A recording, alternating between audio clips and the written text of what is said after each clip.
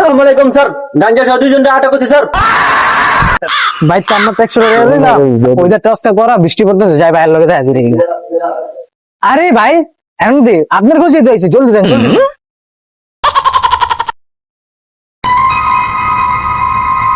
দেখলাম পোলাটা কি জানি লয়ে গেল ভাই, আসেনি? হ আছে, হইব কত দূর লাগবো? কেজি এনে লাগতো আছে? হ্যাঁ হইব, কত রাখবা?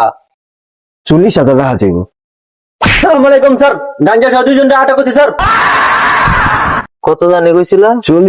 420 টাকা ভাই। আপনি কি ভাবছেন এইটা? না, শুকনা সুপারি। কোন বলো যে শুকনা সুপারি 40,000 টাকা দিয়ে নিবো? কথাটা পাল্টে গেল একটি স্যালুটে, কি কথা কি হয়ে গেল রে।